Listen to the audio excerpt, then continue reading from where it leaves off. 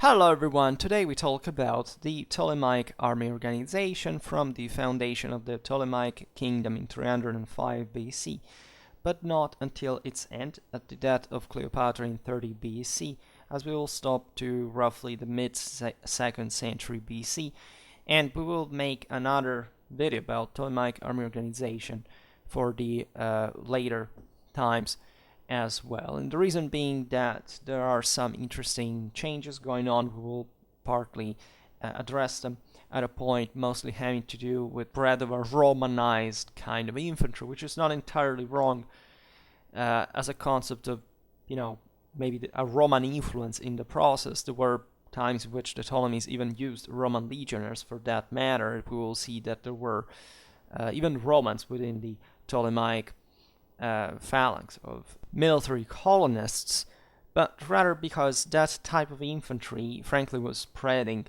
a little bit already before and pretty much elsewhere, right, properly as a type of heavy infantry alternative to the Macedonian phalangitic one, that especially in the case of Egypt declined earlier than any other Alexandrian successor state, with some exceptions that are mostly connected with the fact that the phalanx in some of the Diadochi kingdoms didn't quite exist at any time, such as among the Attalids, for example, because that required enormous amounts of land and an imposing effort that was also useless had it even been possible to enact in some kind of smaller realities. And Egypt was not much one of this. In fact, it had its own phalanx, as we will see, but the internal strife, brought to a broader, decline of the phalangitic military system and the spread of other types of troops that were still effective given that background. And I made videos about both the Manipular Legion and the Macedonian phalanx, and even one comparing them, which is one of the top topics that everybody wants to know. It's like a 2.5 hours video explaining in detail every single engagement between the two systems. And it's in many ways even a non-problem, right? Everybody fought with what they had. It's not a specific system that was intrinsically or however decisively superior or inferior to another. It depended on the circumstance. That we could talk about a broader advantage, disadvantage in quite theoretical terms, but military history tells us in many ways that this is not relevant, at least in practice. However, today we stick just to the Ptolemaic army organization, that as the one of many Alexandrian successor states is not entirely clear, and some aspect is fragmentarily documented, but still we know a fair lot, especially from the papyri registers and other stelae, etc. Even iconographically we have interesting information, but we will talk more about that when making the various unit types and also videos about tactics, etc. Always know that these videos are all part of broader series and that I'm going apparently in depth, but actually I've just covered a minimal part. I haven't even began to talk about Hellenistic warfare or anything, even if I have several tens of videos about this out there. In any case, just know that there are playlists, and if you are interested in these topics, watch them rather than waiting for my next video every time, that I will still keep making, but not maybe about this specific topics that you can find that all that pretty hefty pile already stored in the playlist instead. As we know historically, after the death of Alexander the Great, Egypt fell to Ptolemy, son of Lagus. Hence his dynasty is occasionally called Lagid, right, rather than the more usual Ptolemaic. There were voices, perhaps spread by propagandistically by the same Ptolemies, that would have wanted Ptolemy to be a son of Philip II of Macedon and Alexander's half-brother. In any case, Ptolemy was one of the most trusted generals of the Megas, and so he had also remarkable political and military experience that he used pretty successfully to found, in fact, one of the most successful Diadoches kingdoms in this case.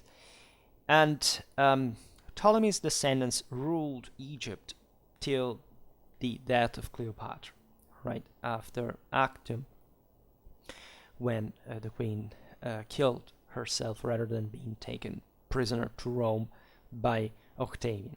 Now, for much of the time, the Ptolemaic kingdom, right, it was a Basileia, literally different from the Seleucids, whose empire was known as Arche. Basileia was also Macedon, but it was known as Macedonia at the time. In any case, this vast dominion, right, included other regions other than Egypt that are Cyrenaica, Palestine, Cyprus, the south and west coasts of Asia Minor, and even a foothold on the coast of Thrace with Lysimacheia. Right, at a point, all these lands would be more or less lost fundamentally to various contendants, while the Nile Valley remained the core manpower and labor base of the kingdom. There is also an interesting side of the story descending along the Red Sea coast towards more tropical areas, etc., that the Ptolemies were very interested in, also because they had the control of important intercontinental routes that also bypassed the Silk Road and instead passed through the old Achaemenid royal road system through the rival Seleucid Empire, also for the war elephants trade. But anyhow, Ptolemy's the first original army must have been composed by the small garrison of Macedonians and mercenaries that Alexander had left in Egypt. And in order to increase his strength, Ptolemy hired further mercenaries, right? He could send, we know, 13,000 to Cyprus in 306. Mercenaries meaning troops that were hired next to the Macedonian army, but that were in many ways, as we'll see now, also further integrated, in a case also trained and equipped as Macedonians. Most of the 18,000 infantry and 4,000 cavalry that the Ptolemies deployed at the Battle of Gaza in 312 were Macedonians or mercenaries. But there were also already some native Egyptian troops, as well as Egyptian porters, field aides, etc. Ptolemy cleverly kept the loyalty of his mercenaries by retaining their baggage and belongings in Egypt, so that when Demetrius Poliorcetes captured 3,000 of Ptolemy's soldiers in Cyprus in 306 and incorporated them into his army in the accepted manner, at least the mercenaries promptly deserted back to Ptolemy to regain their possessions. That's interesting. Also, in a broader sense, maybe at the Battle of Gaza with a expeditionary war asset by leaving some of the, in fact, unnecessary burdens behind for logistics, but having this relevant connection that, however, is a bit more like an anecdote than any standardized, positivistically functional practice. In any case, reliance on mercenaries was replaced by a regular army, which is the most important thing. It's better to leave your houses behind when you go fight for them rather than still depending on something more volatile, right? And so we are documented, as we were saying before, about Ptolemaic army from 3rd to 2nd century BC papyrus documents that preserve themselves thanks to the dry climate of Egypt that in this sense restored us throughout many ages much organic material, relatively usable for historical purpose. So the Ptolemaic soldiers were maintained like the other in the other Alexandrian successor armies by grants of land, the kleroi, and which varied in size according to rank and arm of service. So every cleric, right? So the individual trooper had a particular rank, belonged to a particular regiment in this Egyptian territorial army, and upon mobilization, a fully formed army should, in theory, have constituted itself. The main problem, as we were saying before, is that levying a phalanx costed an atrocious amount of resources, right? Just to making up the Sarissai, technically speaking, there was an enormous work behind that, and just the largest, the Adochoi powers could afford this thing to happen, right? And only in a pacified situation when a state was solid, politically compact, and so on. These klerikoi or katoikoi, because also the katoikoi were is a term used to define these military colonies. So the soldiers would live on their land in peacetime and only be called out for war, right? And the purpose of this colonies and this land allotment was naturally that they would have had means to sustain themselves, but also to provide for part of their own equipment. Other part was provided by the state. Ptolemy the First was probably responsible for starting this system himself, right, as it was introduced as the standard Macedonian military organization, and he is recorded settling even prisoners of war, also from the wars against the other Diadochoi, so same Macedonian veterans, on the land in Egypt.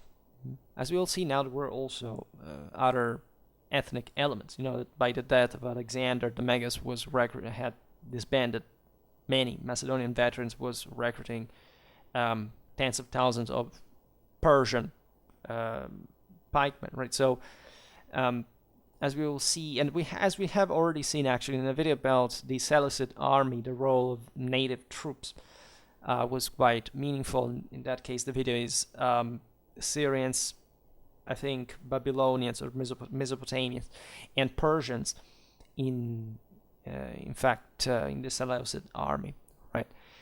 And we will make in that case it's more important because the Seleucid Empire was larger than all the others, as you know, so that presence in many ways was kind of more crucial than it would be even for Egypt.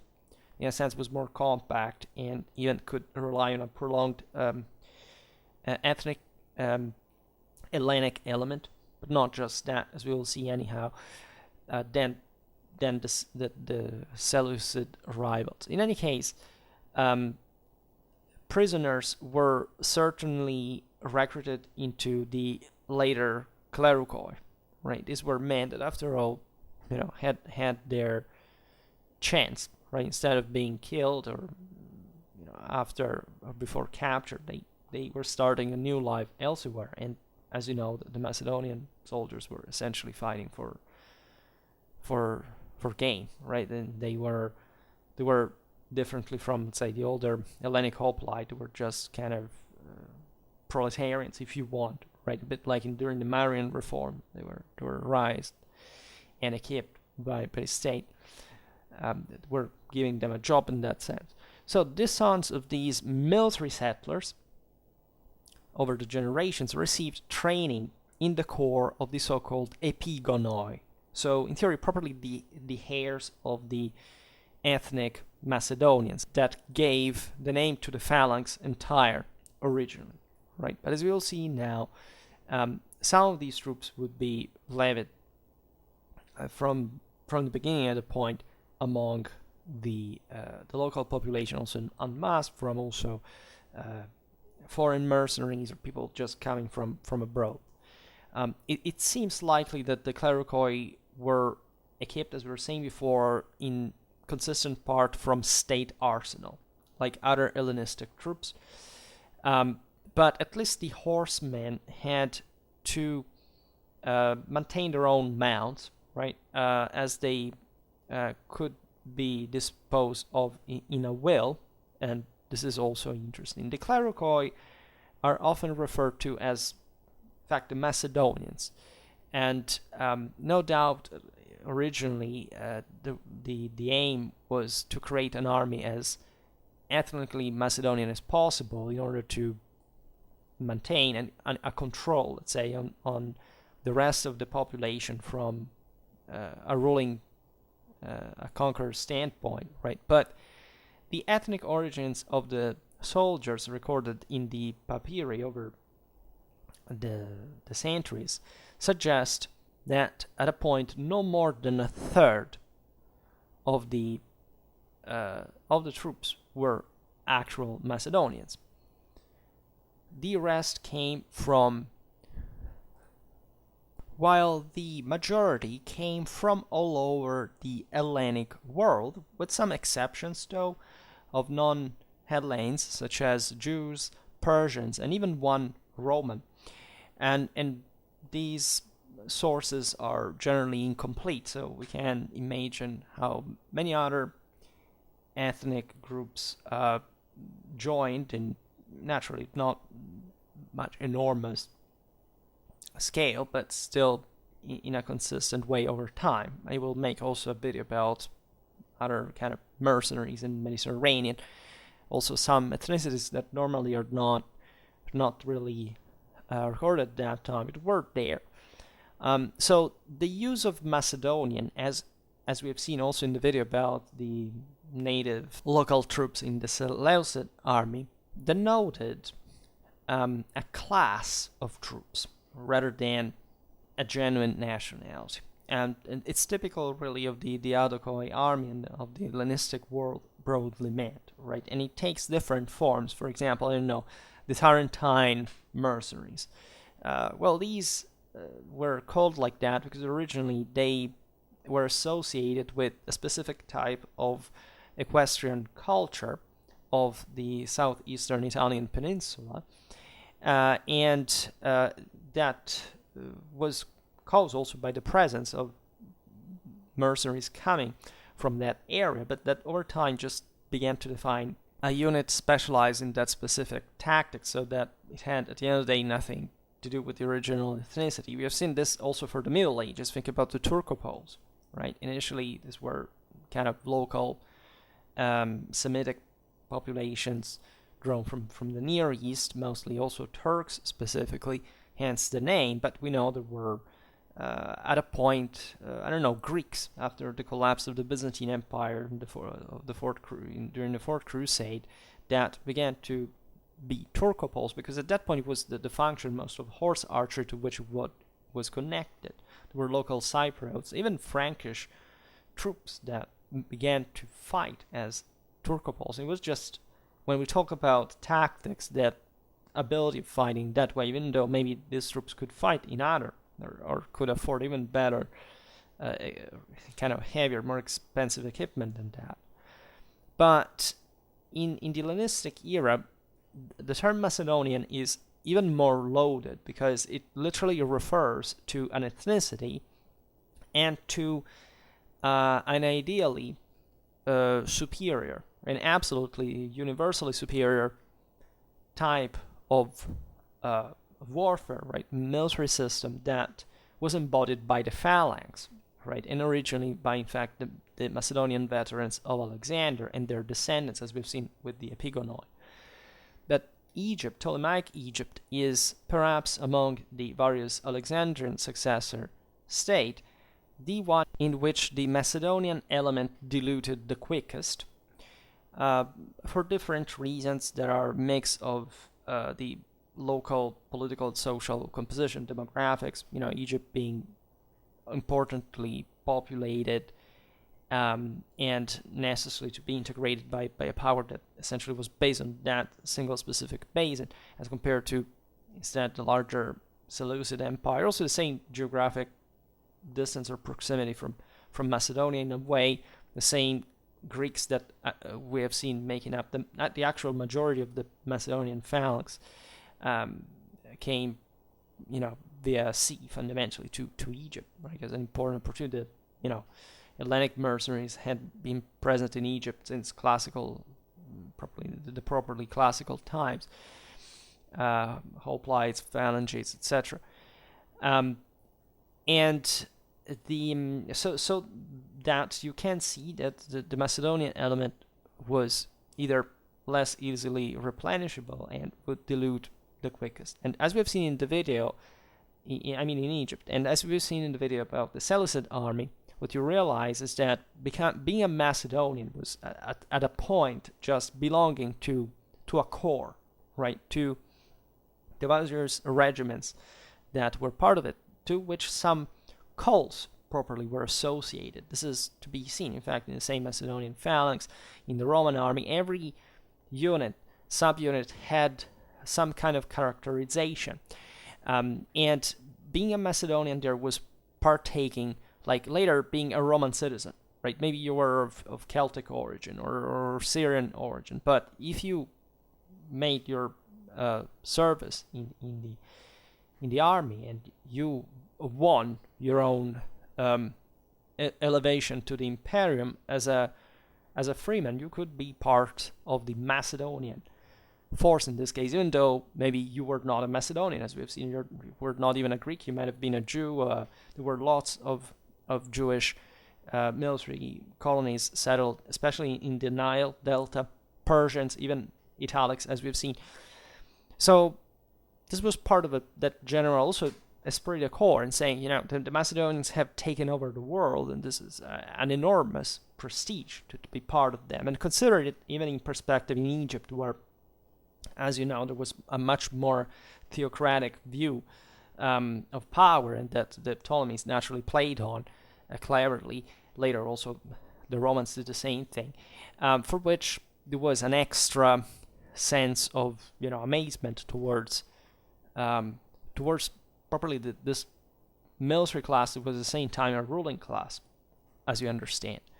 So the speaking of royal guards of the Ptolemaic armies, these were recruited from the clericoi as well.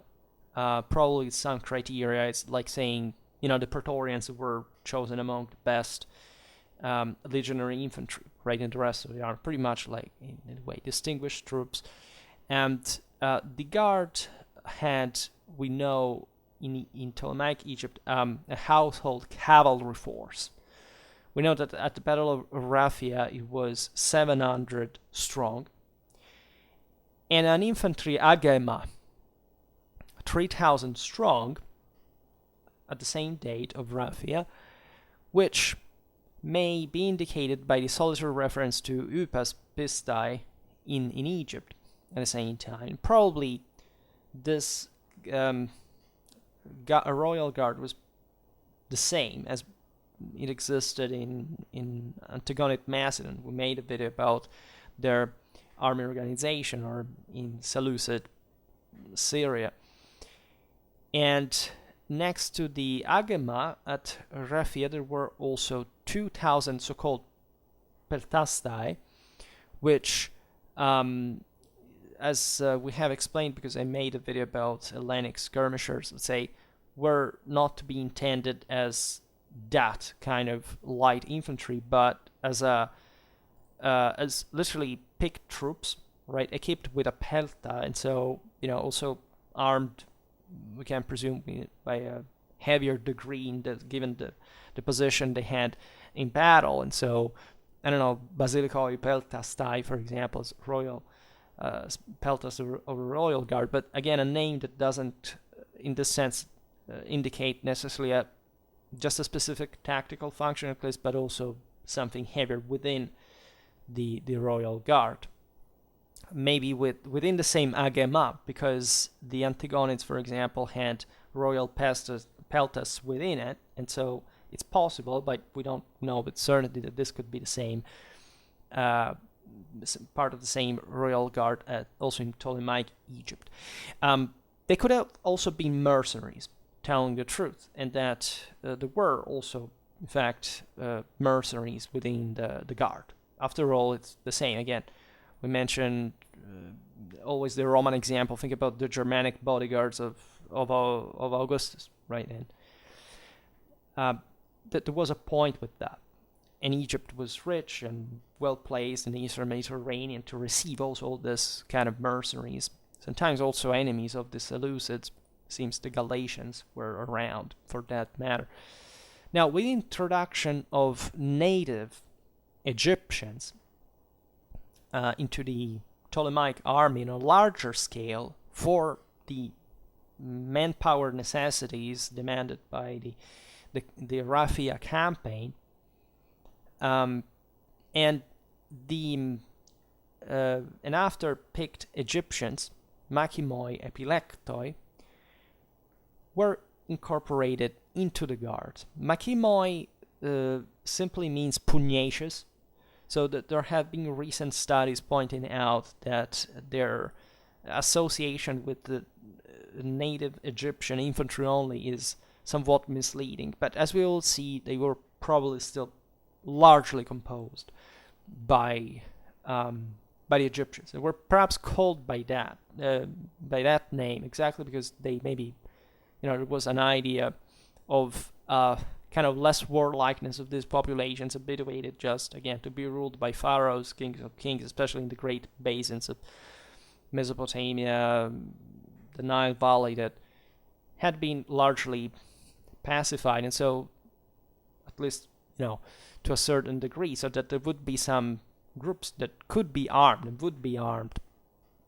to be also incorporated in the army. So the Machimoi epilectoi especially is, as you know, epileptus also, it's like the epilepsy. It's the name deriving from the chosen one, right? Because they thought epilepsy was, say, a moment you were possessed by the divinity and chosen as such.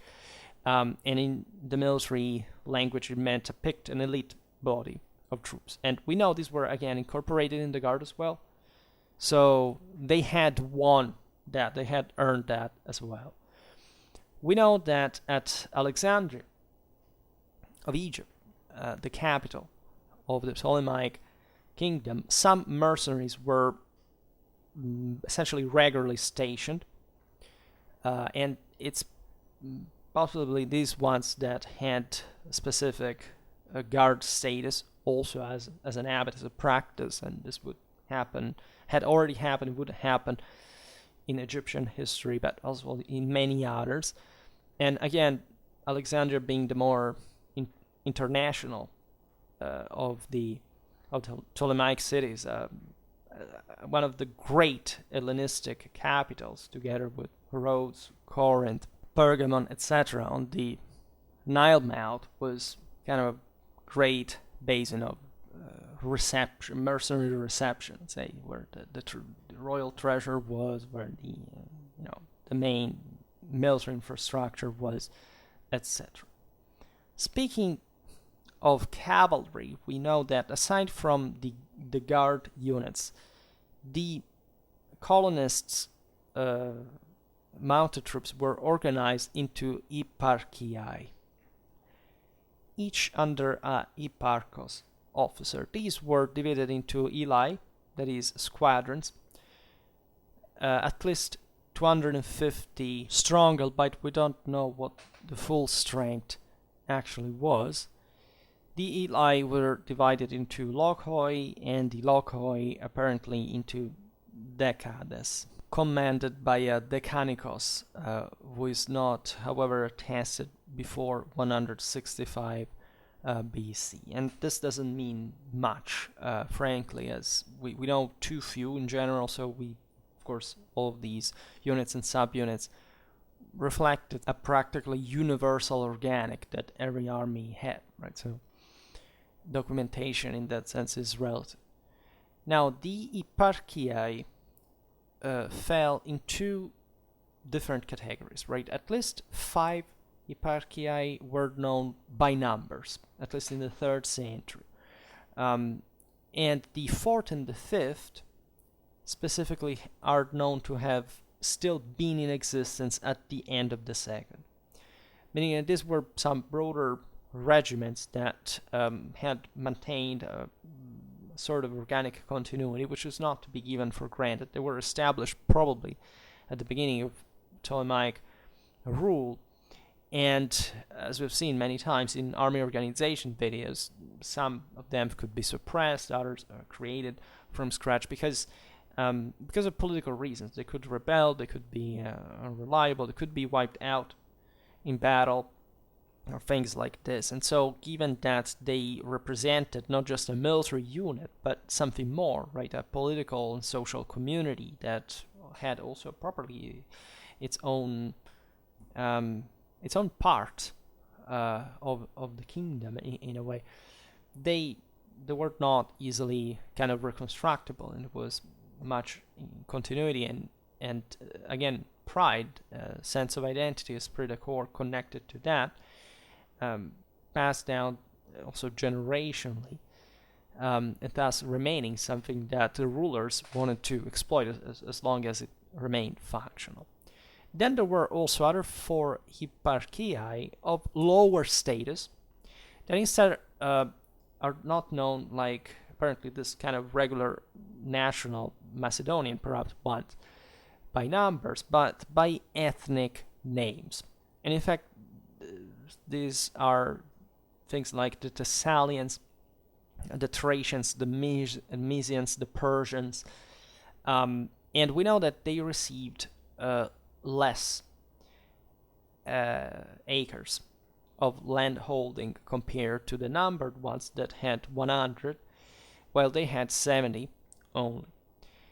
And what this kind of onomastics and different payment, and so probably different quality of the service seems to reflect, is that the latter's ethnic troopers were probably within the Ptolemaic cavalry, made up by, in fact, lighter force, at least some originally lighter types of cavalry compared to the heavier Macedonian one. Here we have also the Tessalians mentioned just the other day. We made 2 videos about Thessalian cavalry. It could be quite heavy and impacting, and much of Alexander's cavalry was not just Macedonian, but Thessalian. But when we talk about the Thracians, for example, they had largely lighter cavalry. It was properly an ethnic style. The Mysians probably too. The Persians had kind of varying type of cavalry, also pretty heavy, almost cataphract one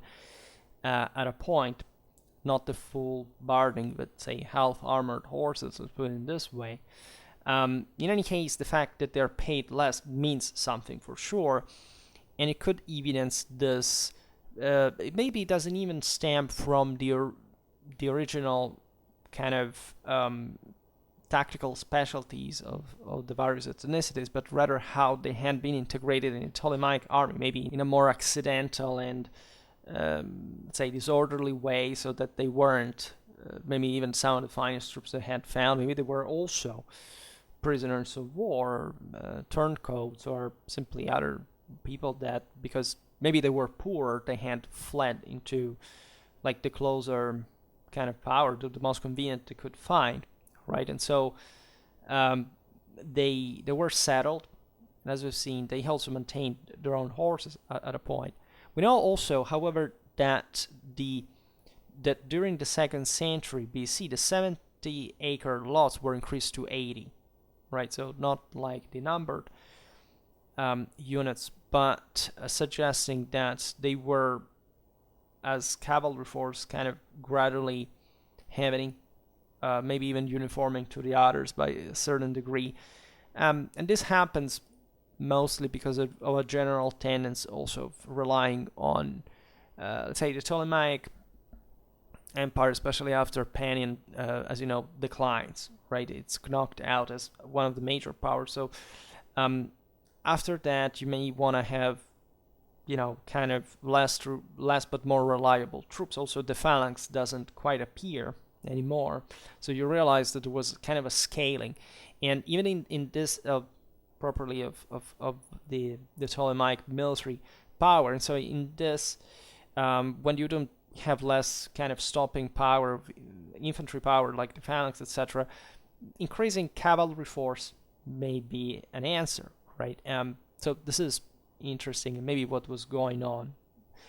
And we hear of also at some point, in fact, also some of these ethnic troops acquiring actually a numbered unit, like for example the first and the second eparchiae of the 80-acre men. So essentially this cavalry regiment were being gradually equated to also the numbered and ones in their organization. And regarding the nationality of the original units, it's possible that the name of this eparchy derives from what the majority of the troops was like. Maybe they were even kind of mixed units. They were not homogeneous since the beginning. In any case, as it happened for the Macedonian Phalanx, over time this ethnic character diluted, right? For example, this happened, for example, in the same way in the Roman army. There were some auxiliary units that were eventually kind of crystallized in the administration, and you hear of, I don't know, some Arabian unit where maybe you find, I don't know, Thracian troops or vice versa, something like this, right? So again, this was rather the proof of a consolidation of a unitary element rather than the actual nationality of the troops or their background. And in fact, we see it from the sources. Within this ethnic eparchy, we have one Thracian horseman being actually a Pergamene. I can give you that Pergamon is closer to Thrace, to Bithynia, where important Thracian presence. They use Thracian mercenaries. I made a video about Pergamene army organization as well. But for example, there is a guy who's called a Persian, but he has an Hellenic name, and he becomes a Mysian when he's transferred in that specific eparchia. And there are other examples of this. So this makes you understand also in the broader Hellenistic world, Wu was Wu, right? The Hellenism brought to a dramatic ethnic blending, and these were areas that were, especially in the Eastern Mediterranean, the Near East, heavily kind of, let's say, multicultural from a long time, in a way, in that the Alexandrian Empire contributed to mix.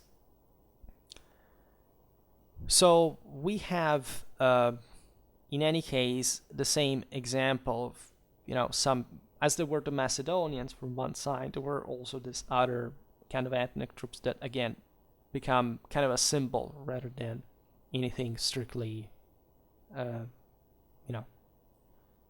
ethnically identified. Now, the papyri indicate at least two settler eparchiae serving in the Raphia campaign. However, these are not mentioned with any readily recognizable name. So we don't know what kind of, in fact, background extraction they had. Polybius in the account lists 2,000, quote, cavalry from Greece and mercenaries, who fought on one Ptolemaic wing, while the guards plus 2,300, quote, cavalry from Libya and from the local country, literally, were on the other Ptolemaic wing. So this is interesting because Polybius say literally regarding this latter wing, cavalry from Libya and from the local country. Now, what local country is this? Some sources translate Libyan and practically native Egyptian cavalry. So native country, from local country meaning Egypt, right? But this is perhaps not correct at all, right? It doesn't necessarily actually mean that these were Egyptian native infantry. Also regarding the Libyan one, we'll see in a while.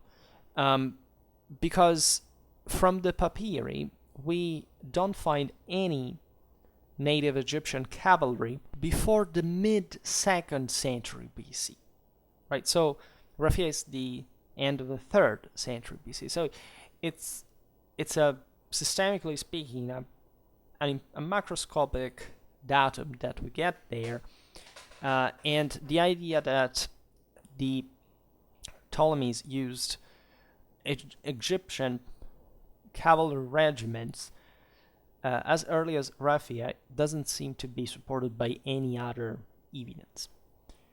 And there was a significant difference between raising cavalry and infantry regiments. In fact, the former were, generally speaking, much more costly. They required a longer training, and Egypt was no equestrian country in terms of military culture, right? Egypt's agricultural economy doesn't have horses in the scene, so there wouldn't be a readily available bulk of natural riders and horse masters in Egypt at the time, right? So given that, of course, it would have been possible to levy some sort of very, very somewhat disorganized, or at least inexperienced cavalry force, emergentially, maybe from the most peripheral areas, the ones at, let's say, close to the desert, to Bedouin culture, maybe, but that was something very different from the kind of heavy cavalry force that Macedonian military culture that was still pretty alive in Ptolemaic Egypt, and military organization being required also for the wing of an entire army, right? At least by that scale. Right? It's possible. There are instances of kind of lighter cavalry used also by the Seleucids, etc. But let's say that Egypt doesn't seem particularly better suited for that. On the contrary, even Hellenic accounts of the last independent Ptolemaic armies in the 1st century BC seem to suggest that they, if not entirely, but at least overwhelmingly, consisted of infantry only, right? So it, generally speaking, seems clear that the Mahimoi, or the Egyptian native troops, had lost by that point almost completely the tradition of cavalry fighting. It at least had existed in the Saitic era, and that by this time had vanished from quite some times. Consider the fact, Egypt being occupied first by the Persians, then the Macedonians, the needs to keep the large Egyptian population under control was an important one. So disarmament of the people and the control on the military colonists and other, as we will see, just small paramilitary forces was important in some way, or at least keeping channeled properly the native Egyptian recruitment within the structure of a stattal army was, so a monarchically dependent one was really crucial. So coming back to the point of Raphia, it seems really unlikely that the Ptolemies could recruit native Egyptian eparchiae, right? We are at the time of Ptolemy's the fourth, and it would have posed a broader challenge. Surely the Ptolemaic administration thought about the possibility, right? And it's rather the success of the new Egyptian infantry at Raphia that that really draws the attention, and that makes us suggest that it was still, however, an emergential unit. In fact, this would give rise to what the Ptolemaic government was concerned. They used to say these troops eventually were difficult to control once they were armed, so they became dangerous for the state as well. And Raphia, the situation was dramatic. It was a Ptolemaic victory, but it required a massive effort during these never-ending Syrian wars against the Seleucids. They could mean literally the end of a country. Later on, actually, the same Antiochus III would redefeat the Ptolemies for good at Panion. But in this sense, horses were also very costly, especially if drawn from a people with no cavalry military tradition. And so with this in mind, it seems rather that none of the eparchiae named by Polybius were of native Egyptians, but they were probably the Macedonians, or at least, as we've seen, the mercenary forces of military settlers. Right. Speaking of the cavalry from Libya, we could also think not of actual native Libyans, but of Ptolemaic clericoi settled there. Right. Kyrene was also under the Ptolemaic kingdom. At this point, there were also other Hellenic towns in Libya, on the Libyan coast specifically. So this is where most of the Libyan forces would have been drawn from. And consider also that the Libyans didn't practically have an equestrian military tradition themselves, right? They still used actually war chariots, and they were pretty good at infantry. The same Carthaginians made of them, an excellent force that could even come to grip with the Roman legionnaires.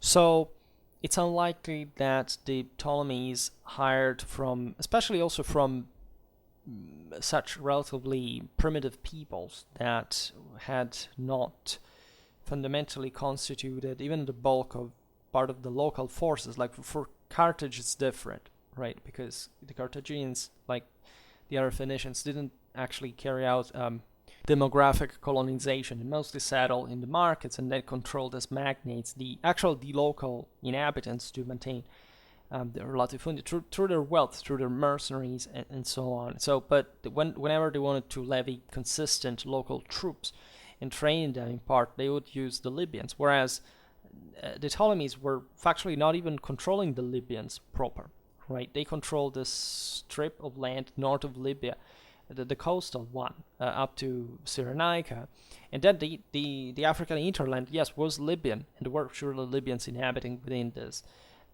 more, Hellenistic areas, but it's the Hellenic mentality proper, the idea that, yes, Egypt was a kingdom. It was quite ethnically defined by the Egyptians as such, but these other Hellenic colonies were the colonies only, right? There is, in the Hellenic mind, there is nothing outside the polis. Literally nothing. It doesn't exist. The universe in its perfection lay only within the city gates. The rest does not exist. There's just, a district of a few tens of kilometers and then nothing. So that even actually the military organization, like the naturally Hellenic panoply, is spread far and wide because of the material wealth of the Greeks and so on, but that has zero to do with any form of Hellenic military influence on the rest of the hinterland peoples that continued always to fight in their traditional styles everywhere, from the Bosphorus to Gaul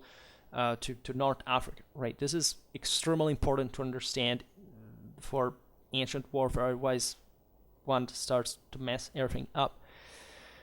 Let's say, so also the distinction between mercenary cavalry and cavalry from Greece is interesting, and it's probably referring at Raphia to the say, foreign mercenaries that had been recruited at the moment, and mercenary troops that were already present in Egypt. As we have seen before, there were lots of Greeks already to make up properly not just the cavalry, but even the infantry, the more numerous infantry of the Ptolemaic army. Right? There is yet another option that Polybius in that passage on the Raphia could be misled by the names of the, say, ethnic hierarchies of the Ptolemaic army and interpreted them as real barbarian mercenaries, that is the aforementioned Tessalians, Thracians, Mysians, Persians, etc., that were, as we've seen, those were making up those ethnic regiments, aside from the more kind of national numbered ones, could be seen by the Hellenic writer as, like, you know, these are still somebody else. They look like foreign troops, not like truly the Hellenistic army of Egypt.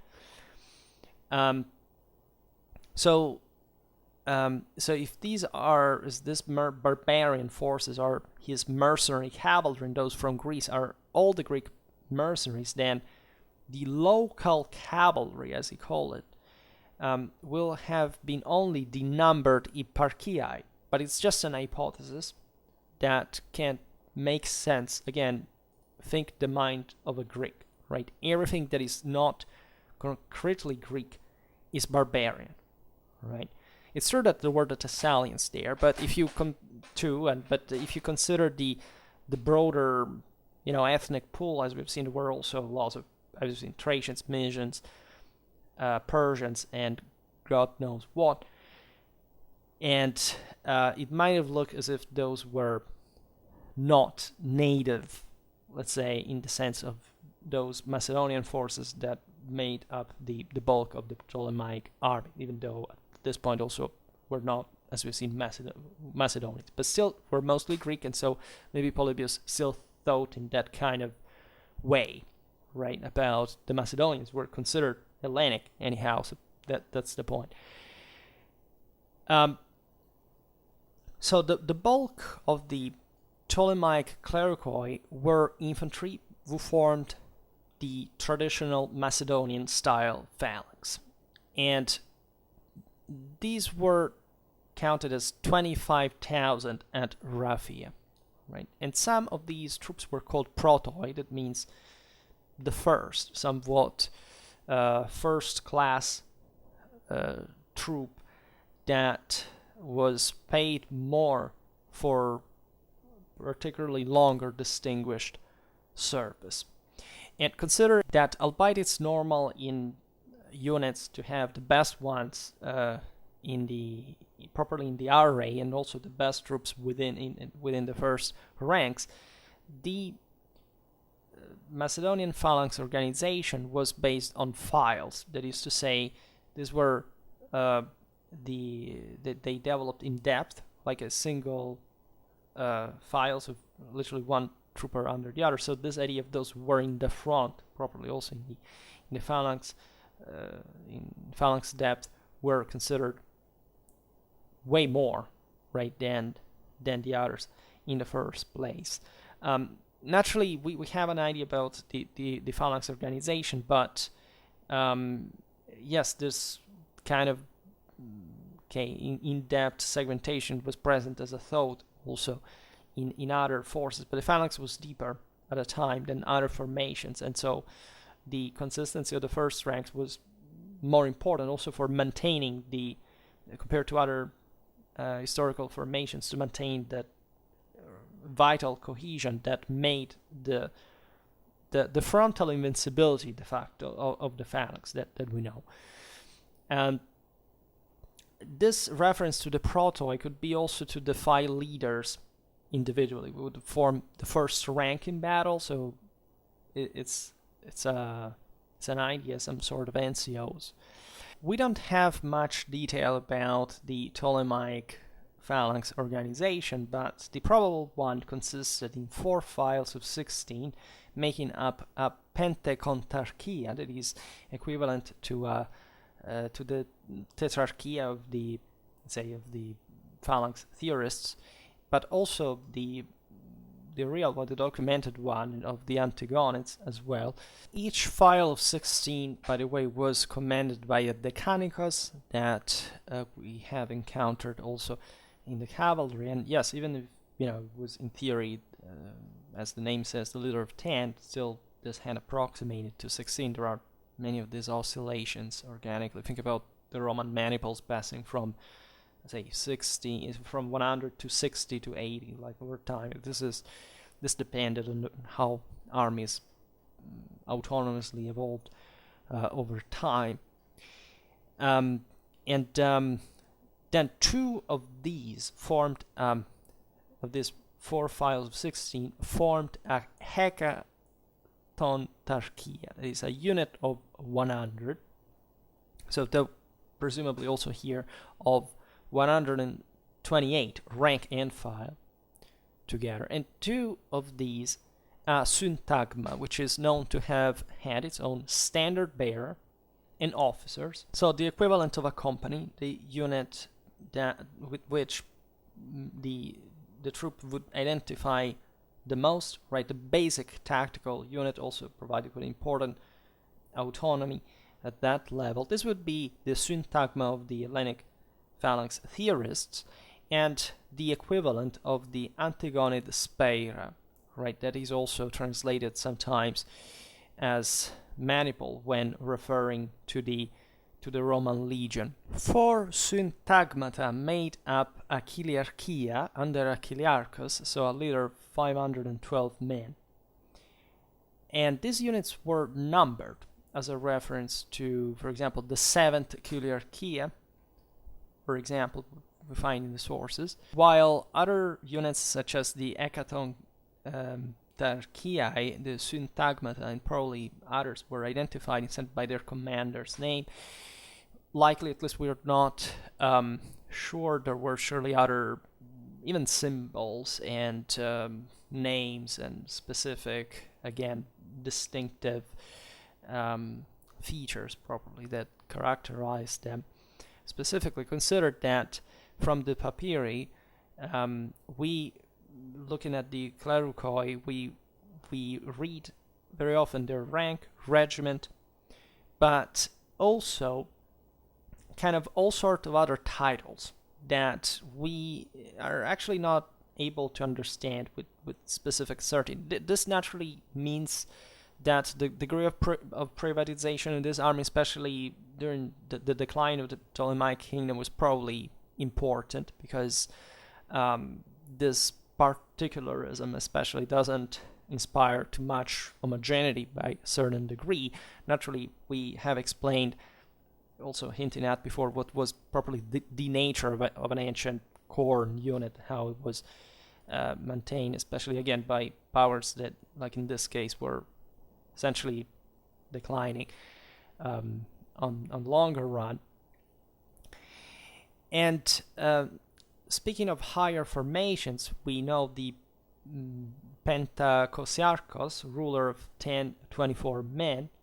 So these regiments were grouped under, probably like was the case still in the Antigonid army, into strategiae, commanded by a strategos, right? So this was the general, essentially, and the higher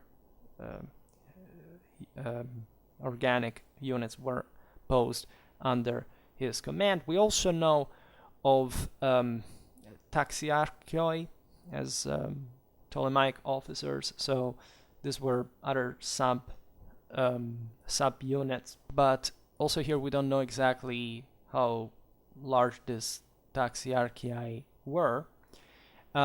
Speaking of the 163 BC Philometor's military reforms, we know that some units known as Semeia or Semaya start appearing. That would be the equivalent of different speirae put together, and given also some general iconographic evidence of especially the the Sidon stelae that we can't tell, however, exactly whether they were Ptolemaic or Seleucid. It's not a big deal because they probably had the same troops. Do resemble the cohort, right? And this kind of Romanized infantry, like some Thoracidae troops with coat of mail and kind of a oval shield and helmet and sword slash lance, etc. That do look like, surely again reflect a broader Roman influence, but generally speaking is the obvious alternative of any other army that didn't fight like the Macedonian Phalanx, because surprise, surprise, the standard trooper in the ancient world was a guy with an oval shield and some sort of spear slash javelin, and so it's not so surprising. And normally greater powers would also tend to increase the equipment, the armament standards, even though that wasn't quite the point. But again, it's not because something looks like a Roman legionary it has just to be the Roman influence, right? It doesn't matter how hegemonic Rome was at that point. Again, every people basically was just the Macedonians among the sedentary ones in Europe, the Mediterranean, to have invented the phalanx, the pikemen ones at least, the Greeks as well with their hoplitic phalanx, the classical hoplitic phalanx. But that was in fact the Hellenic exception. Also, why these people thought that legitimately this system had taken over the world also militarily, but the other people fought all with the same core basic type of trooper. The only difference they made was moral forces, discipline, professionalism, as always in any force, and Rome was rising to that. But it's not because it had a specific, tactical formula that per se was super or something strange. It was, as I made a video about it, the moral superiority of Roman civilization, which is something very different. It must be understood culturally, religiously, and militarily, just in function of this. So we will actually talk more about those kind of forces about which we know something. Nick Secunda wrote about that, and we can maybe make a video in detail about that point. They're mostly conjectures as well, but it's important to point the existence of this type of units out. These forces existed also in other armies. As well, Hellenistic ones. And however, we will address these topics better perhaps in another video, and specifically about the one dedicated to that type of unit, which is more exemplificative and kind of more interesting in many ways. I already made a video about the Tutorialphoroi that in part addresses the issue also because the evidence is drawn from the Sidon stelae. And what else I wanted to say about this? Well, because we stopped just to the mid-2nd century BC, so also the later developments are interesting. We will see them at a point. Now, speaking of the Machimoi, so this likely, by if not formally but practically native Egyptian, probably hereditary warrior class, still existed in Ptolemaic era. I mean, Egypt had this cases practically, and so the word warriors, these are the things you learn, in primary school when you learn by heart about ancient Egypt, etc. So that form of organization naturally had always existed in the Egyptian community, and also under the Achaemenids and under, in fact, the Macedonians. It was obvious, right? People lived at the time with a kind of a general understanding of what happened in times of war, and so having just a farm, being a landowner, knowing, having some kind of, surplus you could dedicate also to security in terms of equipment, and being engaged in a way or another in some kind of warfare, maybe just a raiding one, but in this more civilized areas, being properly called by a state to serve in the army, even if just occasionally, these were mostly militia forces, was there. and the Ptolemies did make use of native Egyptian infantry. And actually, in Ptolemaic times and before as well, the Machimoi did fight in exchange even for small land holdings. Not something big, but something important for people of their status, right? So nothing comparable to to what the clericoi received, that had to be essentially the prepaid or just part of the pay of a professional soldier in the Macedonian army, either as a cavalryman or as a phalangite, or in other troops that also existed, especially as the Phalanx kind of declined. So something else, it wouldn't pose much of a threat, but that could be drawn just even voluntarily, because the way these troops were recruited naturally varied, but they hoped it was not felt, it wouldn't be felt as an imposition. Some Machimoi fought at the Battle of Gaza at the end of the 4th century BC. Probably some say at least as light troops, but it depends on what light really means. If we're talking about just skirmishers, I don't think so. There could be some kind of heavy infantry in the sense that one would stand the ground for, melee.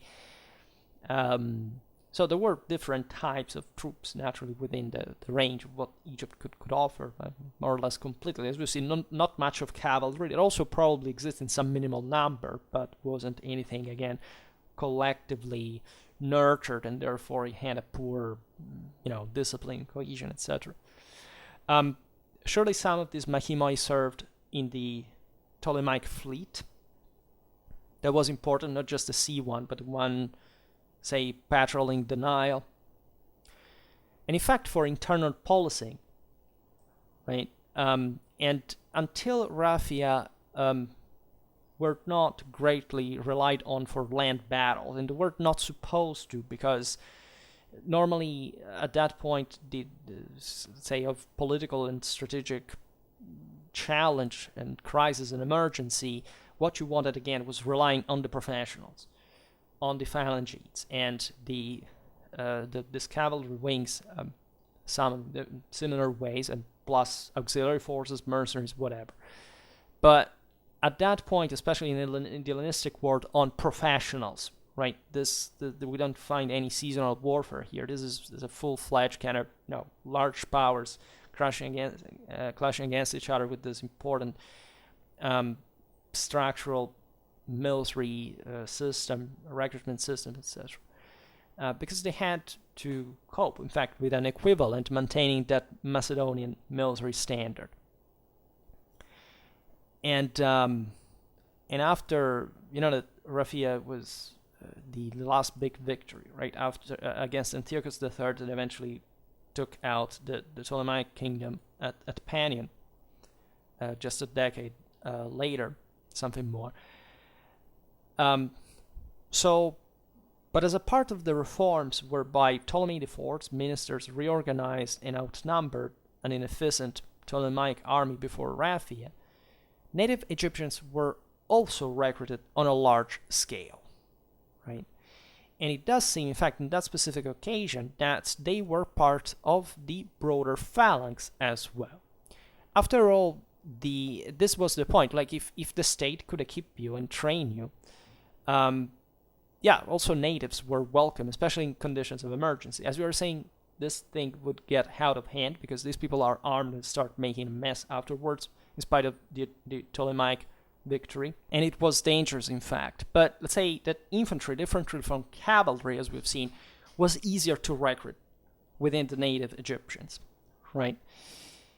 In fact, this would trigger also some probably sort of further integration of the Machimoi in the phalanx recruitment. We know of 20,000 Machimoi armed as Macedonian phalangites fighting at Raphia. Next to, there is a bit of controversy about this, the 25,000 Hellenic/Macedonian clerukoi, so the actual professional military colonists. This was the first time that we hear of it. And some said that given this figure is very high, right, we're talking about a total of 50,000 infantry, so something that at least any military historian should be cautious, because, say, managing 50,000, this was just the Phalangite infantry, right? Managing more than 50,000 in a battle is, at that time, is practically impossible tactically, right? It would be a miracle, and you wouldn't rely on that. Hellenistic armies were large, but not to that point. It is true that the phalanx required tens of thousands to work effectively, because if you have just, a few of it, doesn't basically provide you with that dramatic spear wall stopping and also offensive capacity. And criticism has been moved, because these are the figures that Polybius again gives by saying he was wrong, right? Probably about the number, the total. Yeah, it might have been an exaggeration. Raphia was huge, right? Was the truly last big Diadochoi battle, where it was massive, at least fought among the Diadochoi, that's what I mean. And so when people read this, they say 25,000 was the actual just total strength of the phalanx, and that the 20,000 Machimoi would be just essentially contained within them, so leaving just actually 5,000 Hellenic Macedonian Sarissai. Both Bar Kochba and Galilee convincingly reject, however, this latter interpretation. So again, probably the total, probably the entire total army strength was even less than this 50,000 phalanges numbered by Polybius. But the proportion between, so here we see essentially 4 to 5 of respectively the native Egyptian Machimoi and the Hellenic Macedonian Kleroukoi, is probably correct, right? So up to almost one half of the Ptolemaic phalanx at Raphia was made up by native Egyptians, and so it is plausible. Both Machimoi infantry and cavalry appear in units called as Larchiae, right? Known also by the name of their commanding officers in the sources, generally speaking. So they surely had their own organization, and that such probably reflected, there wouldn't be any reason not to, the one of the, say, regular army.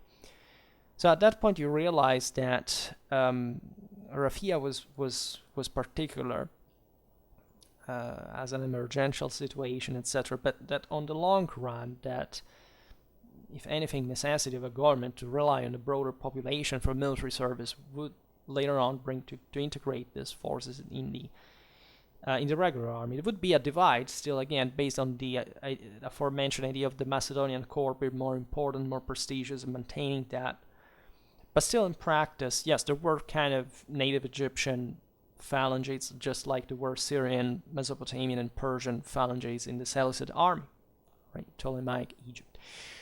And arming the Machimoi allowed the Ptolemies to defeat the Seleucids at Raphia, by the way, right?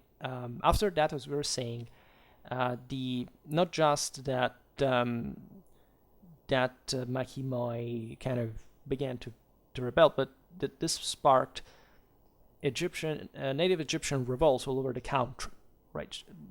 Proving that, of course, even after such a great victory, also the military effort and the burden on the population had brought the Egyptians to revolt against what they consider still as an invader, as a conqueror, right? As a foreign ruler of some sort, even though this is one century after the creation of the kingdom. And probably because, if not much for anything, but for the fact that they probably didn't have the same, in fact, rights of what also the army would have provided them with, of kind of social elevation, etc., that the Kleroukoi, that as we've seen were largely still foreigners, Hellenic, had instead. So this shows definitely not just the repression, but the fact that when armed, the Egyptians could actually work well in the field, and that they wanted to, by the way. So there was a repressed force, a repressed potential, right? That naturally the Ptolemies wanted to stem because they legitimately feared that arming the mass would bring to a revolution, and so they had to be careful. But still, there are times, as Rafi, political and military, when you have to make these choices as well, with the mixed consequences of this. At the start of the 1st century BC, we find even in the papyri sources a new troop class known as Hellenic Machimoi, which is quite interesting because it would seem that at that point the native Egyptian service was so rooted in the Ptolemaic army that there was also kind of some Greek that would want to join that kind of Machimoi units or an equivalent of it, so to form and still distinguishing ethnically, because of course yes, the Ptolemies were Macedonian and they spoke Greek and they maintained always a contact with the Hellenic and Hellenistic world in general, but of course these were foreigners. So the native Egyptians were something else. They were Chamitic, they were another culture, another people, right? So the distinction that remained, but still this shows there were lots of regular that came from the same native background. And probably this doesn't reflect this presence, of Hellenic Machimoi, any kind of, let's say, of military reform of some sort at that point. Was just naturally flowing this, sometimes even just ad hoc creation of new units. Again, this is not like a fully contemporary, fully permanent professional, unchangeable and all state control army. This was still talking about pre-industrial society, so it doesn't matter how Stata-like these powers were for those time standards. Still, their forces were relatively unstable by some degree. At Raphia, we find also, along with the native Egyptians, 3,000 Libyan infantry in Macedonian equipment. This is very interesting, and it may actually reflect the presence of Libyan mercenaries rather than the levy of some Libyan troops, as we were saying before. In fact, there is no sign that Libyans were ever used even in their traditional role as javelin skirmishers with their longai, right? That was their traditional equipment, as we were saying before. And the Ptolemies were uninterested in that. Again, the Carthaginians mostly made that use because these were instead kind of additional forces that they found because they were probably already professional, were already around, they could be hired, but not because of, also because of the Libyan proximity, but not decisively so. In fact, it doesn't seem the Ptolemies made any use of the Nubian elements that were especially famed for their archery in the previous pharaonic armies. Even though surely, especially in the far south of Egypt, across the various cataracts, the local town watches, etc., and other kind of forces could be levied from there were used at some point, but they don't figure in the regular army, and so they're just like other mercenaries or something. Now, Hellenic mercenaries continue to be important to the later Ptolemaic warfare, albeit never used again to the extent that we saw at the time of Ptolemy I, that was at that point just hungry for professionals, because the Macedonian garrison of Egypt was relatively small, so he just began to hire, with the wide reaches available at that point, some kind of troop at the moment, right? Still, at Raphia, that naturally provides with some of the largest evidence. The Hellenic mercenaries were 2,000 horse, 3,000 Cretans, and say 8,000 infantry that fought and drilled in one body with the settler phalanx, interestingly enough, and that were thus probably armed in the same way, and perhaps 2,000 peltasts, so the first one that we were regarding as, we don't know whether they were part of the guard or some other troops. Surely they were not the light throwaway or kind of, light skirmishing infantry, let's say. So this idea of being able to drill some forces as phalanges and integrating them successfully with the other equivalent, the professional equivalent, is also quite interesting. So there were naturally other forces drawn from the more far away and especially overseas possessions of Egypt. We're talking about Caria and Cyprus mainly, because the other areas eventually were taken over either by the Thracians, the Macedonians, the Seleucids. I don't know whether the Pergamene now. I don't remember, but surely most of those forces were drawn for purposes of local garrisoning, right? These areas were essentially cut off from the Egyptian mainland, quite literally. In between, there was Seleucid Syria and Cilicia. So they were on their own, but they were still important because Egypt had some kind of naval connection with them, and the most important thing is that they could defend themselves adequately.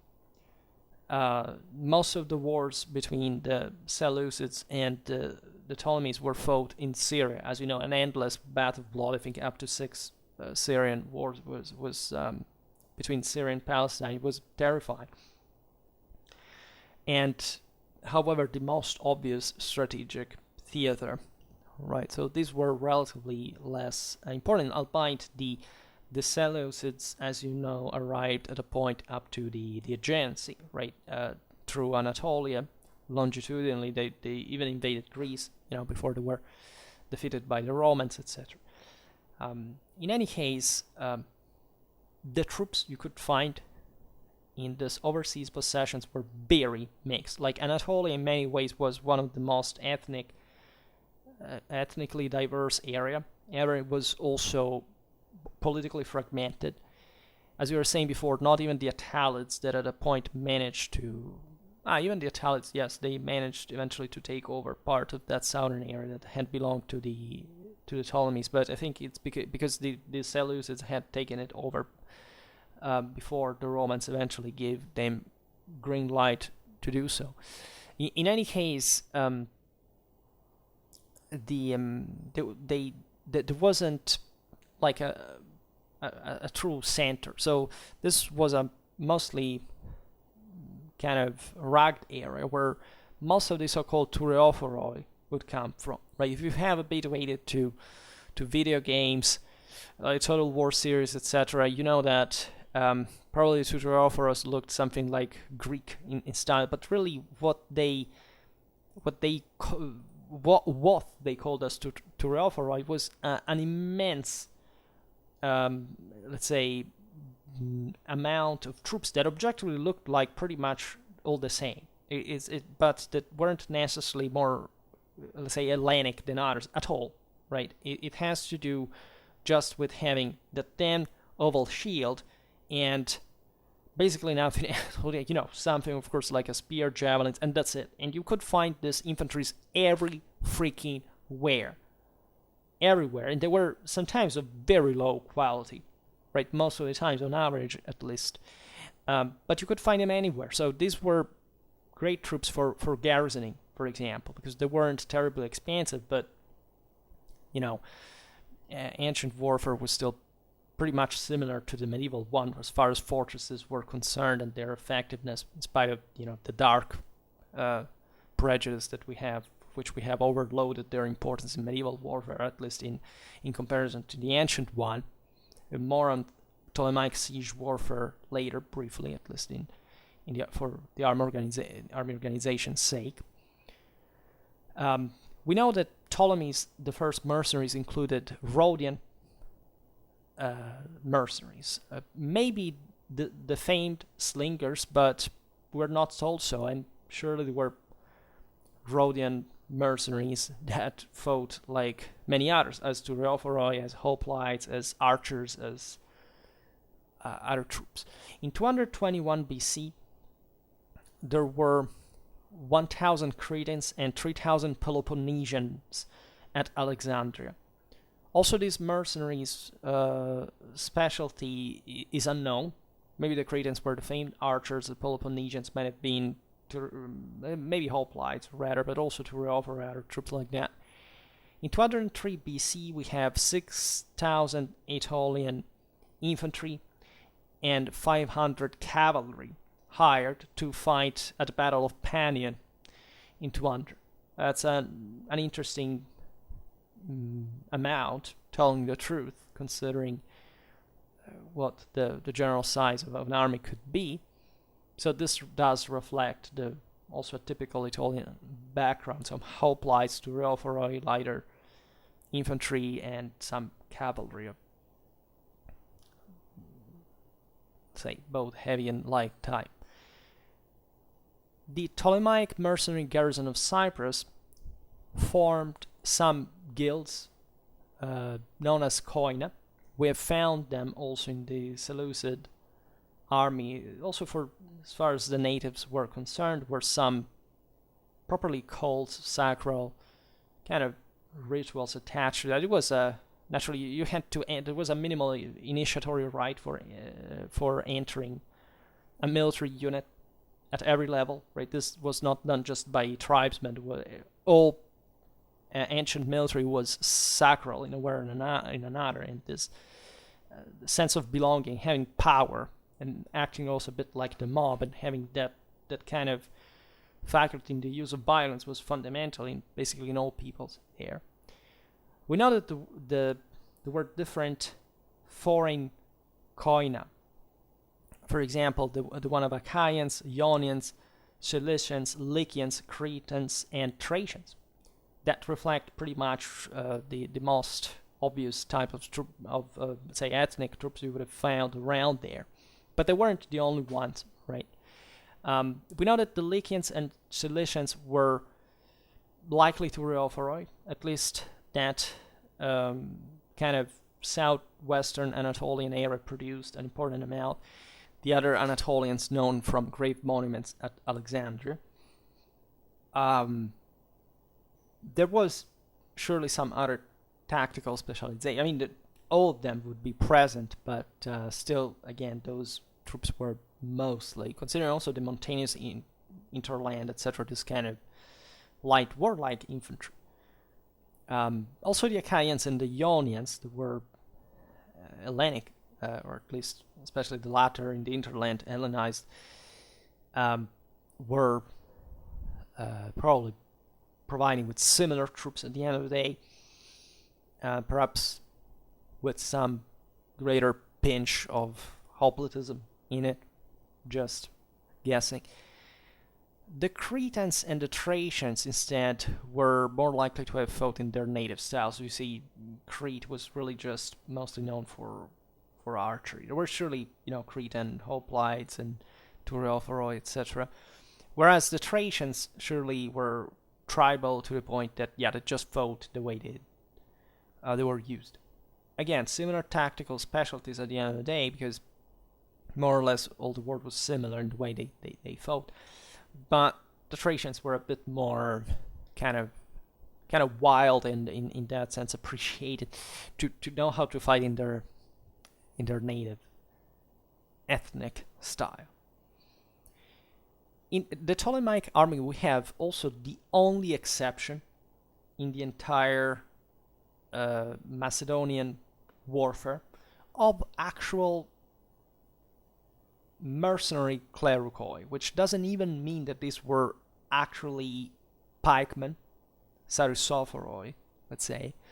We just know that at a point they were settled in Egypt.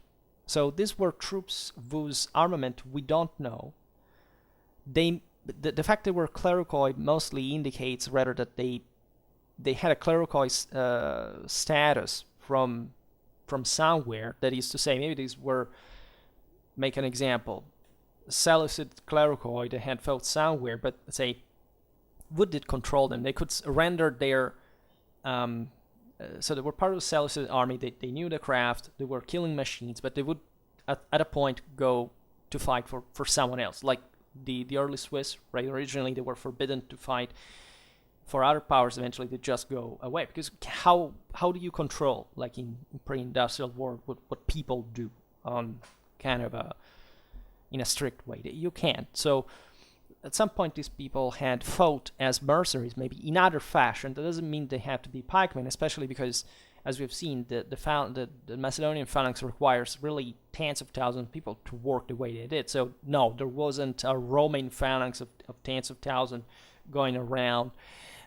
They were probably, yes, are trained for that kind of fighting. In fact, they were settled in Egypt, right?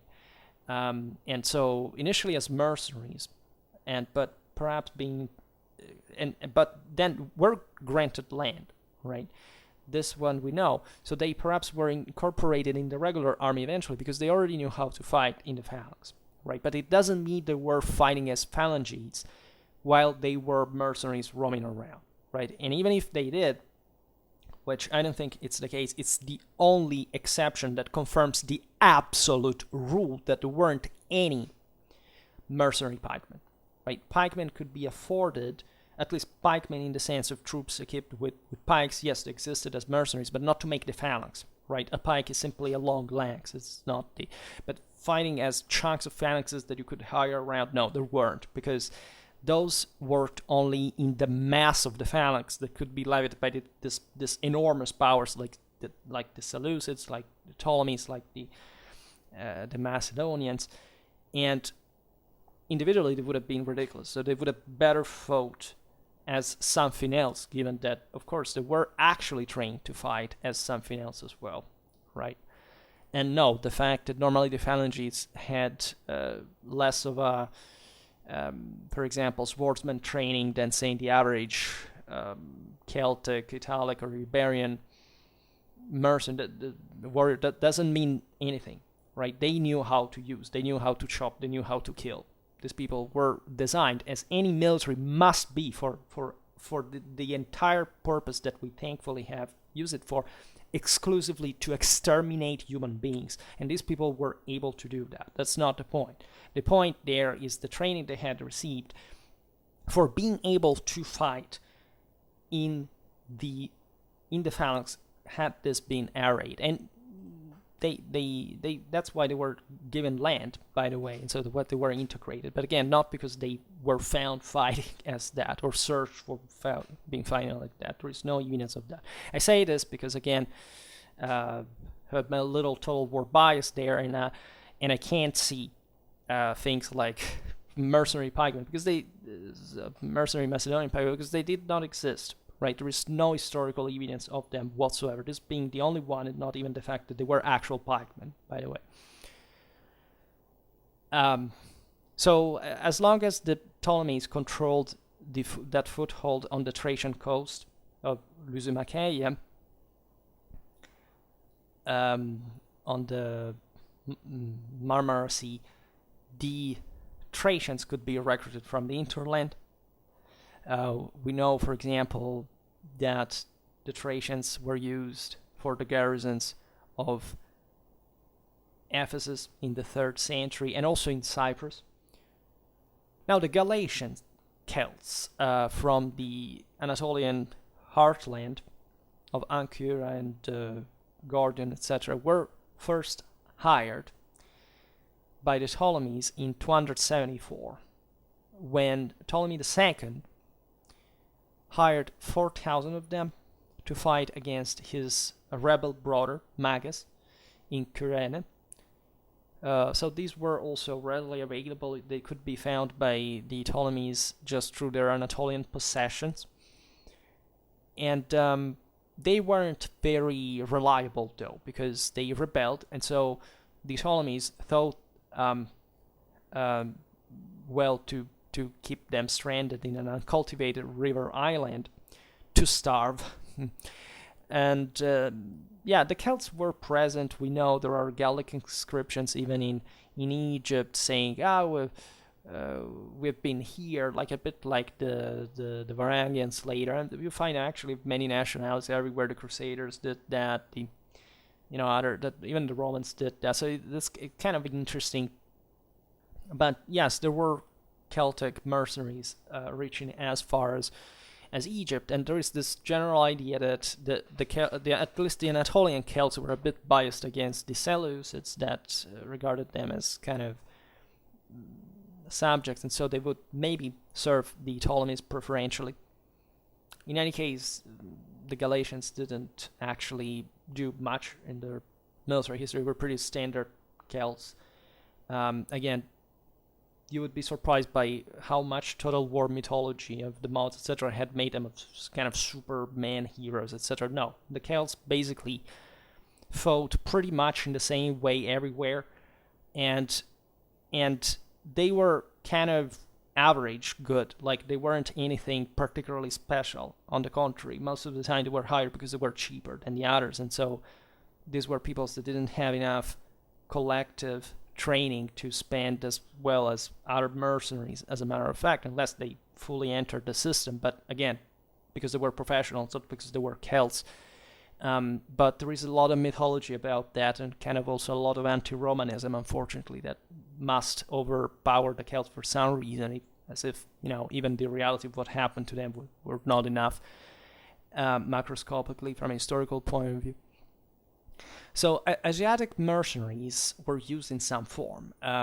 We've seen the Anatolian Turophoroi, for example, that were the only exception, kind of large numbers, right?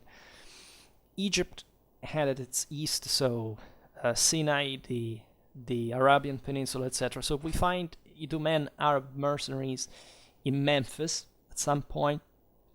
It's possible that these men, like other Arabs and Jews that had been settled in Egypt, were some sort of frontier guards / police forces rather than actual soldiers. But even there, the divide is blurred, right? At some point, they would be treated like that, but we don't know what kind of quality they achieved, how they were organized, or how they intertwined with the rest of the army organization, right? But surely, yes, they existed, as we were saying before with the Koina, right? There were some communities locally that kind of acted repressively on behalf of the government, and having the right to bear arms and to control the local population, right? So by the 2nd century BC, we know that police received small cleroi just like soldiers.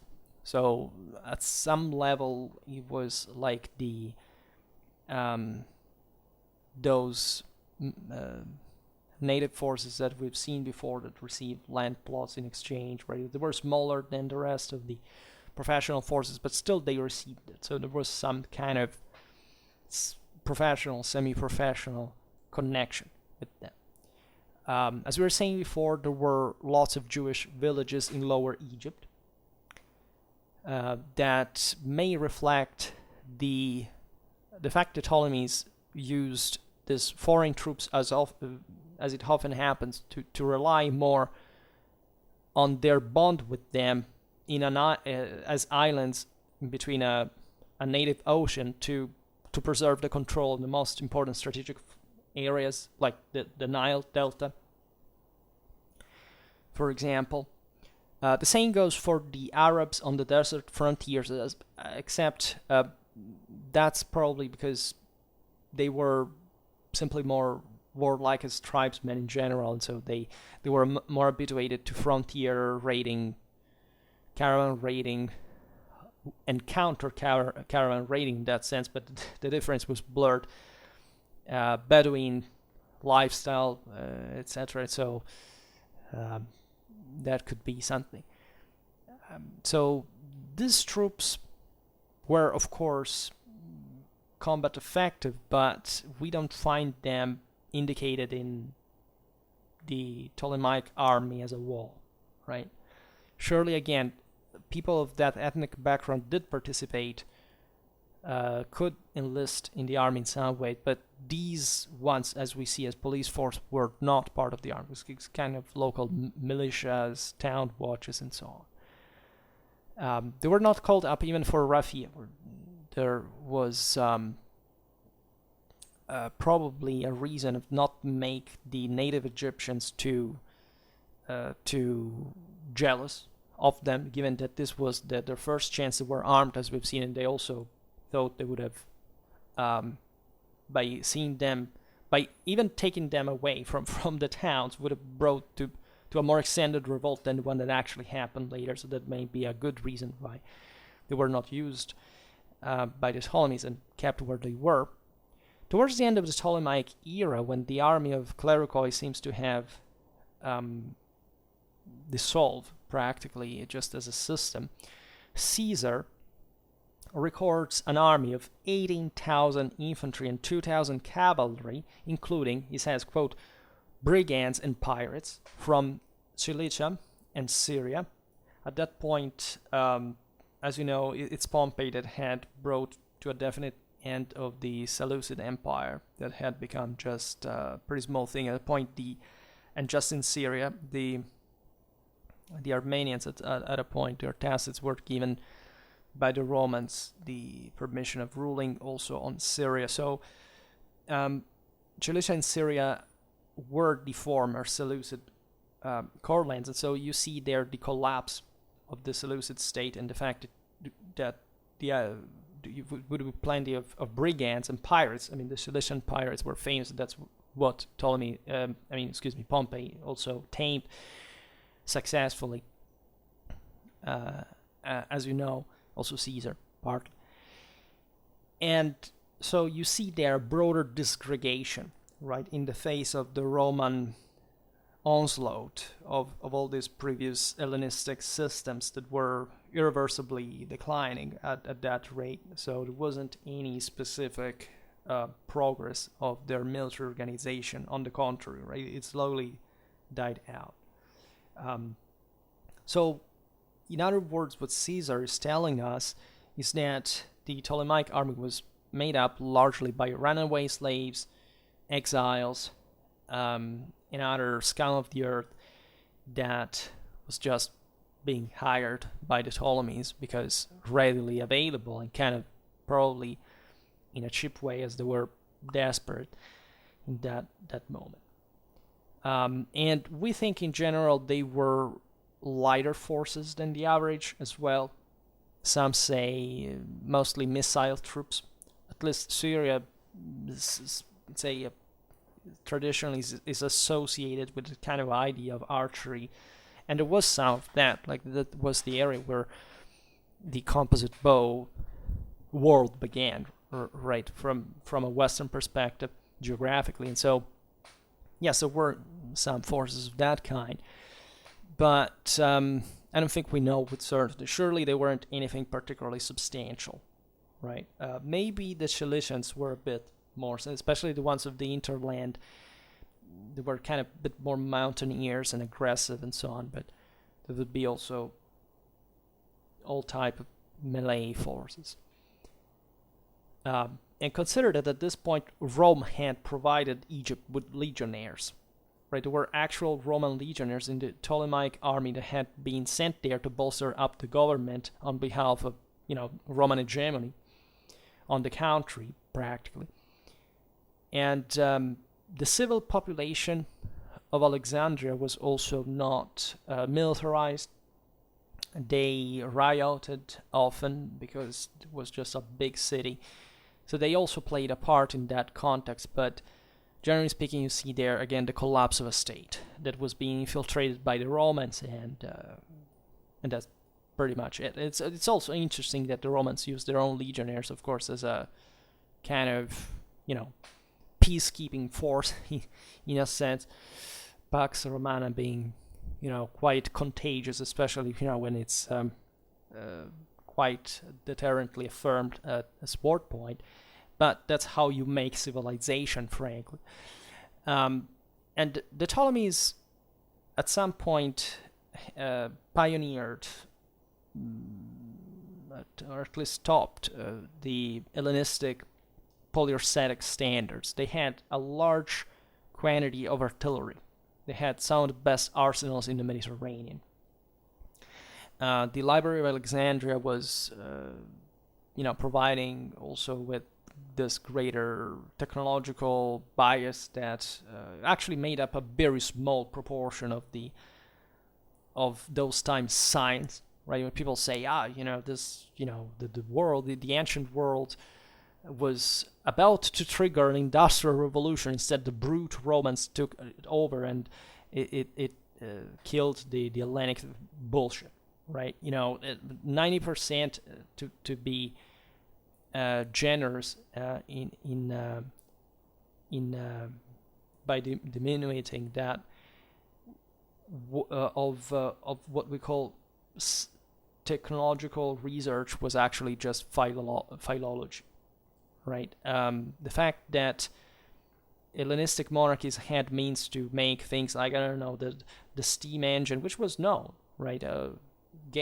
Doors opening, it was just tricks and games for amusing the court. They didn't have any practical application, and in this radically absolutistic and autocratic powers, there was no. Let's leave aside that the scientific knowledge altogether was very far from triggering any form of, but properly the political and social reality of anything close to an industrial revolution, which wasn't born by chance in 18th century England, for that matter, also with a much larger empire, with already a lot more, like in the entire circuit, to be able for that technology to graft on some kind of substratum. That doesn't make any sense. The Romans mostly inherited all what the Hellenistic powers had, also technologically wise, and they even improved on their basis, but there was nothing there that the Romans killed or destroyed in terms of a polity's capacity to subvention technological research that could have triggered who knows which miraculous scientific discoveries. That's BS, right? By far. Actually, the Romans comparatively were much kind of more egalitarian than the Hellenistic monarchies per se, and then initially they even probably boosted some kind of, in fact, further improvement of what they had found there, again on Hellenistic basis, but still. And technologistic myths are the worst to die in our modernistic world. Always remember, in military history, technology alone is literally zero. Like, it's completely worthless. It doesn't have any use.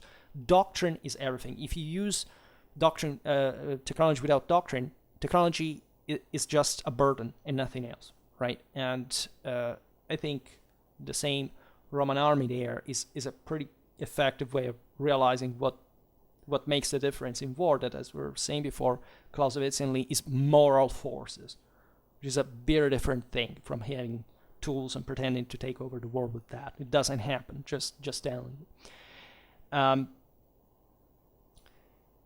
And in Ptolemaic times, Hellenistic artillery was dramatically improved by the local artificers. Like, the kings had enough engines to land even to some allied cities, interestingly enough, showing also that actually smaller cities didn't even have the capacity of implementing larger amounts of technology available.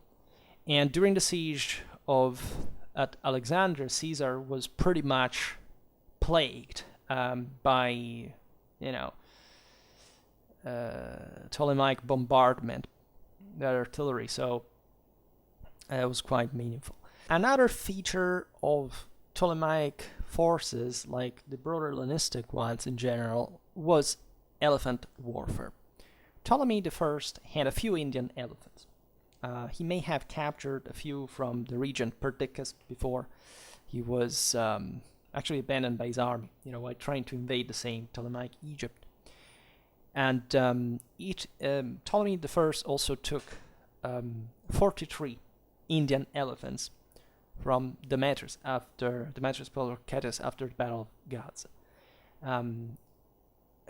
Interestingly enough, because the Macedonians at that point had opened the direct contact with India, and that supply, that Indian supply, would have remained open mostly for the Seleucids, that in the sense cut it to the Ptolemies, albeit the latter could rely on African elephants and also Indian imports from the Red Sea. In fact, about 270 BC, Ptolemy II Philadelphus sent specific expeditions aimed to hunt the smaller North African elephant. That would be, in fact, the most typical breed that the Ptolemies use in their armies. In fact, pretty large elephants are also never witnessed, like not even the larger. Well, there were probably, but the Seleucids had normally the best war elephants, and also the Carthaginians probably had better breeding system, and also to rapidly draw from that pool, as they had stayed there for a longer time in Africa. And the Ptolemies instead had to catch up a little bit, as we've seen. For this purpose, there were several ports and hunting stations established by them on the coasts of modern Eritrea and Somalia. So basically the closest you could come to India from these areas were not, let's say, really part of the Ptolemaic kingdom altogether, right? But they were connected unavoidably, also because the Horn of Africa and also Central and Southern Africa still fundamentally, yes, they traded with India, but they rose up. The first power they found was Egypt, the easiest one to reach, right? Carthage and then Rome, before Egypt was taken over by the latter, still were kind of more for the West African routes. So from these hunting stations, so from the hinterland, the elephants would be hunted and then shipped down to the Red Sea in specially designed boats for carrying elephants. And originally the animals were trained by imported Indian mahouts that were also relatively international. You find them also in, let's say, in Pyrrhus' Italian expedition, because they called the Indian mahouts straight up together, and properly these served as mercenaries on their mounts, so they were considered more reliable. But at some point, like a bit as it was happening with the Macedonians and other ethnicities before, it's like the mahout is called an Indian, regardless of his nationality at a point. And that tells you how important Indian elephants were in Hellenistic warfare.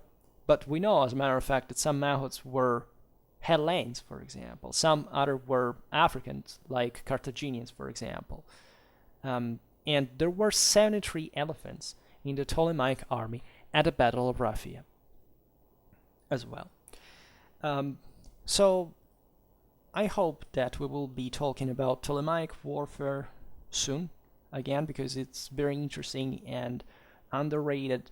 I talk mostly about medieval history, as you know, and that serves the purpose, but I was thinking of, I already did, telling the truth, but also diversifying a little bit, in especially the time, more ancient warfare and history, because I realize that you like it and so on. And there is not much about the Ptolemies around, that's true.